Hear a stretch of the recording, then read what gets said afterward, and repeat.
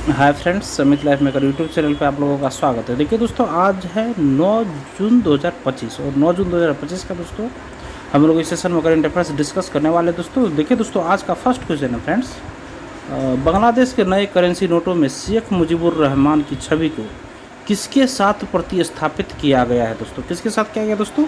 Option number 20 का सही होगा दोस्तों, विरासत के प्रतीक मंदिर, मठ और प्रतिष्ठित वास्तुशिल्प स्थल को शेख मुजीबुर रहमान की छवि के साथ प्रतिस्थापित किया गया। दोस्तों इसका सलूशन देखिए, बांग्लादेश ने मुजीबुर रहमान की छवि के बिना नई मुद्रा शुरू की और बांग्लादेश ने नई डिजाइन किए गए करेंसी नोटों का अनावरण किया है, जिसमें अब उसके संस्थापक पिता शेख मुजीबुर रहमान की छवि नहीं है दोस्तों। और इसके बजाय नए बैंक नोटों में विरासत के प्रतीक मंदिर, मठ और प्रतिष्ठित वास्तुशिल्प स्थल प्रदर्शित किए गए हैं। और यह निर्णय नोबेल पुरस्कार विजेता मोहम्मद यूनुस के अंतरिम नेतृत्व में केंद्रीय बैंक द्वारा लिया गया है दोस्तों। और 20 टका के नोट पर कांताजी मंदिर, दिनाजपुर में एक हिंदू मंदिर और पहाड़पुर मठ की छवि है। और 50 टका के नोट पर राजधानी ढाका में अहसान मंजिल महल की छवि और जैनुल आबेदीन द्वारा बनाए गए अकाल युग की एक पेंटिंग है। बैंगनी रंग में छपे 1000 टका के नोट पर राष्ट्रीय शहीद स्मारक और जातीय संसद भवन की तस्वीरें हैं। तीनों पर रॉयल बंगाल टाइगर वाटरमार्क और बैंक का मोनोग्राम है। मुजीबुर रहमान की छवि वाले पुराने नोट वैध मुद्रा बने रहेंगे और नए वोटों के साथ ही प्रचलन में रहेंगे। नेक्स्ट क्वेश्चन देखिए, क्वेश्चन नंबर 2। और नेक्स्ट क्वेश्चन देखिए, विश्व पर्यावरण दिवस 2025 पर सामाजिक न्याय और अधिकारिता मंत्रालय MoSJE द्वारा नमस्ते योजना के तहत कौन सा डिजिटल ऐप लॉन्च किया गया है? तो इसमें ऑप्शन हमारा डी नंबर ऑप्शन सही होगा, वेस्ट पिकर एन्यूमिनेशन ऐप। सोल्यूशन इसका है फ्रेंड्स, विश्व पर्यावरण दिवस 2025 पर सामाजिक न्याय और अधिकारिता मंत्रालय द्वारा नमस्ते योजना के तहत नई दिल्ली में waste picker enumeration app launch किया गया है। और यह डिजिटल पहल पर्यावरण न्याय और सफाई कर्मचारियों की गरिमा के प्रति सरकार की प्रतिबद्धता की पुष्टि करती है। और इस पहल को विस्तारित नमस्ते योजना के तहत शुरू किया गया था, जिसका लक्ष्य देश भर में 2.5 लाख कचरा बीनने वालों की गणना करना था। और MoSJE और MoHUA द्वारा संयुक्त रूप से कार्यान्वित की गई national action for mechanised sanitation ecosystem Namaste योजना पहले ही 80,000 से अधिक सीवर और सेप्टिक टैंक श्रमिकों तक पहुँच चुकी है। नेक्स्ट क्वेश्चन है, गृह मंत्रालय ने घोषणा की है कि 2027 की जनगणना में जाति आधारित गणना शामिल होगी। तो ऑप्शन नंबर ए सही है, 2027 की जनगणना में जाति आधारित गणना शामिल होगी। दोस्तों इसका सॉल्यूशन देखिए फ्रेंड्स, गृह मंत्रालय ने घोषणा किया कि 2027 की जनगणना में जाति आधारित गणना शामिल होगी। और यह जनगणना पहले की प्रक्रियाओं की मिसाल कायम करते हुए 2 चरणों में आयोजित की जाएगी। अधिकांश क्षेत्रों के लिए संदर्भ तिथि 1 मार्च 2027 को 12 बजे निर्धारित की गई है। दोस्तों लद्दाख और जम्मू कश्मीर, हिमाचल प्रदेश और उत्तराखंड के बर्फीले क्षेत्रों के लिए संदर्भ तिथि 1 अक्टूबर 2026 है। और मंत्रालय के अनुसार इन संदर्भ तिथियों के साथ जनगणना आयोजित करने के इरादे को रेखांकित करने वाली अधिसूचना जनगणना अधिनियम 1948 की धारा 3 के अनुसार 16 जून 2025 को आधिकारिक राजपत्र में प्रकाशित की जाएगी।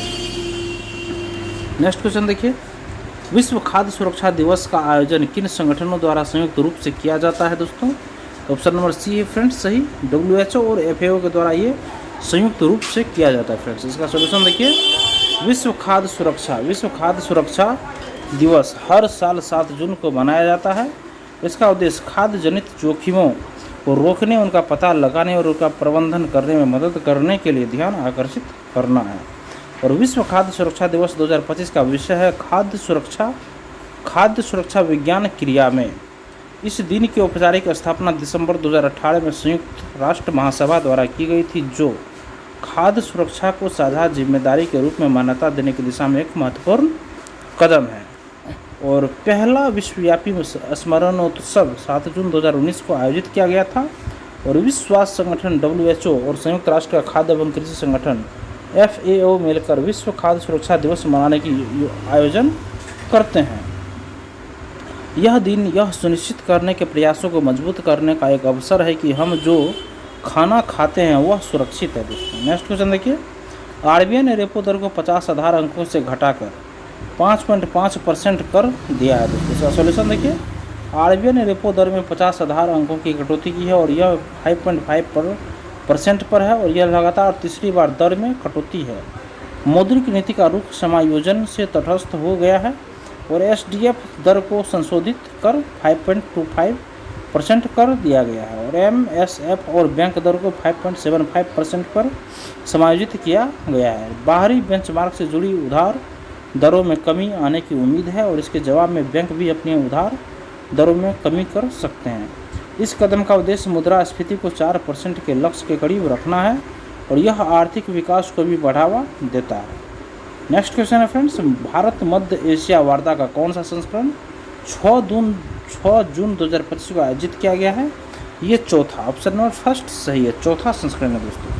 सॉल्यूशन देखिए इसका, क्षेत्रीय सहयोग को गहरा करने के लिए चौथा भारत मध्य एशिया संवाद आयोजित किया गया और 6 जून 2025 को चौथी भारत मध्य एशिया वार्ता की मेजबानी विदेश मंत्री डॉक्टर एस जयशंकर ने नई दिल्ली में की है।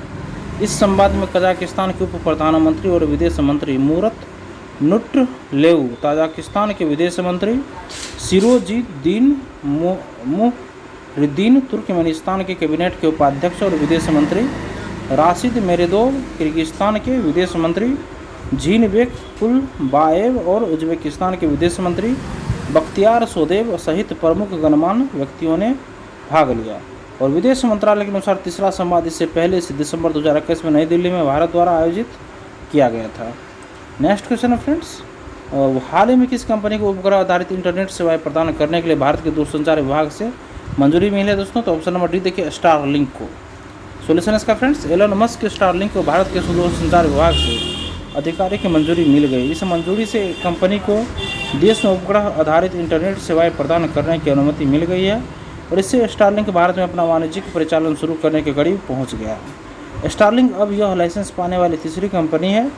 यूटेलसेट, वनवेब और जियो सैटेलाइट कम्युनिकेशंस ने इसे पहले प्राप्त किया था और अमेजन की प्रोजेक्ट क्यूई पर अभी भी नियामक मंजूरी का इंतजार कर रही है दोस्तों। और दूरसंचार विभाग के अधिकारियों ने 6 जून 2025 को स्टारलिंक के लाइसेंस की पुष्टि की और स्टारलिंक अब परीक्षण स्पेक्ट्रम के लिए आवेदन कर सकता है। यह आवेदन के 15 से 20 दिनों के भीतर दिया जाएगा और स्टारलिंक स्पेसएक्स की एक उपग्रह इंटरनेट परियोजना है और स्पेसएक्स एक एरोस्पेस कंपनी है जिसकी स्थापना 2002 में एलन मस्क ने की थी। स्टारलिंक उच्च गति और कम विलंबता वाला इंटरनेट प्रदान करता है। नेक्स्ट क्वेश्चन देखिए, भारत में वक्फ संपत्तियों के प्रबंधन को आधुनिक बनाने के लिए लॉन्च किए गए नए डिजिटल प्लेटफॉर्म का नाम क्या है? यह है उम्मीद पोर्टल, ऑप्शन नंबर ए, उम्मीद पोर्टल सही है, ऑप्शन नंबर फर्स्ट। देखिए, केंद्रीय मंत्री किरण रिजिजू ने नई दिल्ली में उम्मीद सेंट्रल पोर्टल लॉन्च किया और यह भारत में वक्फ संपत्तियों के प्रबंधन में एक बड़ा सुधार है और केंद्रीय राज्य मंत्री जॉर्ज कुरियन भी इस समारोह में शामिल हुए और उम्मीद पोर्टल का नाम एकीकृत वक्फ प्रबंधन, सशक्तिकरण, दक्षता और विकास अधिनियम 1995 के नाम पर रखा गया है। नेक्स्ट क्वेश्चन देखिए, वित्तीय वर्ष 2025-26 में भारत के लिए आरबीआई की अनुमानित जीडीपी वृद्धि दर क्या है? यह 6.5%, ऑप्शन नंबर डी सही है। सॉल्यूशन देखिए इसका, आरबीआई ने 2025-26 में भारत के लिए 6.5% जीडीपी वृद्धि का अनुमान लगाया है और यह वृद्धि मजबूत घरेलू आर्थिक गतिविधि द्वारा समर्थित है। प्रत्येक तिमाही की वृद्धि का अलग अलग अनुमान लगाया है और पहली तिमाही में 6.5%, दूसरी तिमाही में 6.7%, तीसरी तिमाही में 6.6% तथा चौथी तिमाही में 6.3% वृद्धि का अनुमान है और एनएसओ ने 2024-25 के अंतिम रूप से 6.5% वास्तविक जीडीपी वृद्धि की रिपोर्ट दी और 2025-26 की शुरुआत में अर्थव्यवस्था स्थिर और लचीली बनी रही। कृषि का प्रदर्शन अच्छा बना हुआ है, खरीफ और रबी दोनों फसलों की अच्छी पैदावार हुई है। गेहूं की खरीद 4 साल में अपने उच्चतम स्तर पर पहुंच गई है, इससे खाद्यान्न भंडार की स्थिति संतोषजनक बनी हुई है। नेक्स्ट क्वेश्चन देखिए, प्लास्टिक प्रदूषण को रोकने के लिए कौन सी राज्य सरकार स्कूली बच्चों को 6 लाख स्टेनलेस स्टील की पानी की बोतलें वितरित करेंगी? ये Himachal Pradesh, option number B सही है दोस्तों। सॉल्यूशन इसका है, हिमाचल प्रदेश के मुख्यमंत्री सुखविंदर सिंह सुक्खू ने प्लास्टिक प्रदूषण को रोकने के लिए स्कूली बच्चों को 6 लाख स्टेनलेस स्टील की बोतलें वितरित करने की सरकारी पहल की घोषणा की है और मुख्यमंत्री ने 5 जून 2025 को विश्व पर्यावरण दिवस पर शिमला में आयोजित एक समारोह में कई पहलों की घोषणा की। और यह कार्यक्रम राज्य सरकार के पर्यावरण विज्ञान और प्रौद्योगिकी तथा जलवायु परिवर्तन विभाग और हिमाचल प्रदेश विज्ञान प्रौद्योगिकी और पर्यावरण परिषद द्वारा संयुक्त रूप से आयोजित किया गया था। 2025 के विश्व पर्यावरण दिवस का विषय प्लास्टिक प्रदूषण को हराना है। और यह प्लास्टिक विशेष रूप से एकल उपयोग वाले प्लास्टिक से विश्व पर्यावरण को होने वाले खतरों पर केंद्रित है। इस समारोह में मुख्यमंत्री ने प्लास्टिक प्रदूषण से निपटने के लिए कई कदमों की घोषणा की।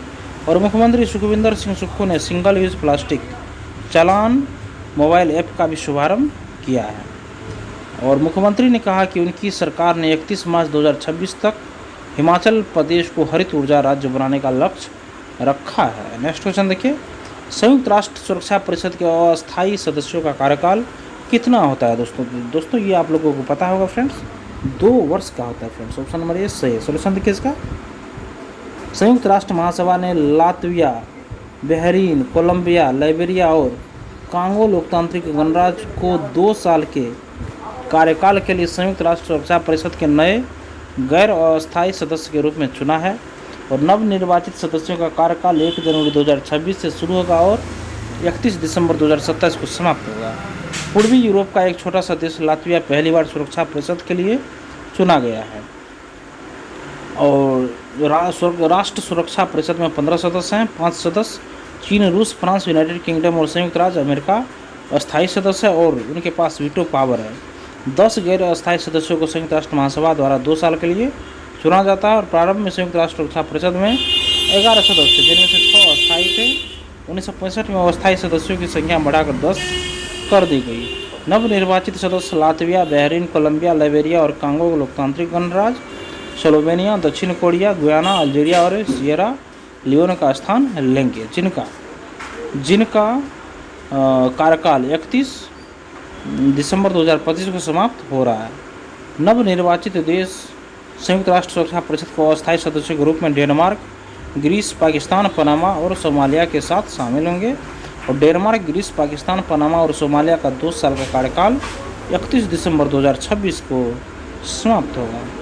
नेक्स्ट क्वेश्चन देखिए फ्रेंड्स, किस राज्य सरकार ने विश्व पर्यावरण दिवस 2025 पर वंदे गंगा जल संरक्षण अभियान शुरू किया दोस्तों? ऑप्शन नंबर बी हमारा सही होगा, राजस्थान सरकार।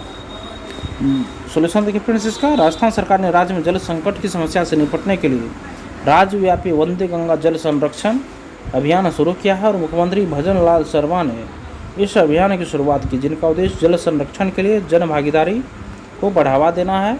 और यह अभियान 5 जून 2025 को शुरू किया गया, जो विश्व पर्यावरण दिवस भी है। यह अभियान गंगा दशहरा के साथ भी मेल खाता है, जो इस साल 5 जून 2025 को मनाया जा रहा है। और गंगा दशहरा देवी गंगा के स्वर्ग से पृथ्वी पर अवतरण के उपलक्ष्य में मनाया जाता है। वंदे गंगा जल संरक्षण अभियान 5 जून 2025 को शुरू हुआ और 20 जून 2025 तक जारी रहेगा। यह अभियान राज्य के सभी 41 जिलों में चलाया जाएगा। 5 जून 2025 को विश्व पर्यावरण दिवस 2025 के अवसर पर प्रधानमंत्री नरेंद्र मोदी ने नई दिल्ली स्थित प्रधानमंत्री आवास पर सिंदूर का पौधा लगाया दोस्तों। और देखिए फ्रेंड्स, क्वेश्चन हमारा खत्म हो चुका है। एक बार सारे क्वेश्चन को हम लोग ब्रीफ में देख लेते हैं। फर्स्ट क्वेश्चन है दोस्तों, बांग्लादेश के नए करेंसी नोटों में शेख मुजीबुर रहमान की छवि को किसके साथ प्रतिस्थापित किया गया दोस्तों? तो विरासत के प्रतीक मंदिर, मठ और प्रतिष्ठित वास्तुशिल्प स्थल को। नेक्स्ट क्वेश्चन है, विश्व पर्यावरण दिवस 2025 पर सामाजिक न्याय और अधिकारिता मंत्रालय द्वारा नमस्ते योजना के तहत कौन सा डिजिटल ऐप लॉन्च किया गया? तो waste picker enumeration app. Next question है, गृह मंत्रालय ने घोषणा की है कि देश की जनसंख्या जनगणना में जाति आधारित जनगणना शामिल होगी, ये दोस्तों 2027 में। नेक्स्ट है, विश्व खाद्य सुरक्षा दिवस का आयोजन किन संगठनों द्वारा संयुक्त रूप से किया जाता है दोस्तों? तो WHO और FAO के द्वारा संयुक्त रूप से किया जाता है। नेक्स्ट है, RBI ने रेपो दर को 50 आधार अंकों से घटाकर 5.5% कर दिया है दोस्तों। नेक्स्ट क्वेश्चन है, भारत में मध्य एशिया वार्ता का कौन सा संस्करण 6 जून 2025 को आयोजित किया गया है? तो ये 4था संस्करण है दोस्तों। नेक्स्ट क्वेश्चन है, हाल ही में किस कंपनी को उपग्रह आधारित इंटरनेट सेवाएं प्रदान करने के लिए भारत के दूरसंचार विभाग से मंजूरी मिली है दोस्तों? तो स्टारलिंक को मिली है। नेक्स्ट है, भारत में वक्फ संपत्तियों के प्रबंधन को आधुनिक बनाने के लिए लॉन्च किए गए नए डिजिटल प्लेटफॉर्म का नाम क्या है? तो उम्मीद पोर्टल है। और नेक्स्ट क्वेश्चन है फ्रेंड्स, वित्तीय वर्ष 2025-26 के लिए आरबीआई की अनुमानित जीडीपी वृद्धि दर क्या है? तो यह 6.5% है। नेक्स्ट है, प्लास्टिक प्रदूषण को रोकने के लिए कौन सी राज्य सरकार स्कूली बच्चों को 6 लाख स्टेनलेस स्टील के पानी की बोतलें वितरित करेंगी दोस्तों? तो यह हिमाचल प्रदेश। नेक्स्ट है, संयुक्त राष्ट्र सुरक्षा परिषद को अस्थायी सदस्यों का कार्यकाल कितना होता है? तो 2 वर्ष का अस्थायी इसका कार्यकाल होता है फ्रेंड्स। नेक्स्ट देखिए, किस राज्य सरकार ने विश्व पर्यावरण दिवस 2025 पर वंदे गंगा जल संरक्षण अभियान शुरू किया दोस्तों? तो राजस्थान सरकार ने किया है। और इसी के साथ दोस्तों हमारा सेशन यहीं पे ख़त्म होता है फ्रेंड्स। सेशन अगर आप लोगों को पसंद आया दोस्तों तो सेशन को एक लाइक जरूर कर दीजिएगा और किसी एक व्हाट्सएप ग्रुप में इसको जरूर वीडियो को शेयर कर दीजिएगा दोस्तों। चैनल को सब्सक्राइब कर लीजिए फ्रेंड्स और लेटेस्ट इन्फॉर्मेशन या नोटिफिकेशन पाने के लिए बेल आइकन के बटन को आप लोग एक बार जरूर दबा लीजिएगा। धन्यवाद दोस्तों, आपका दिन शुभ हो।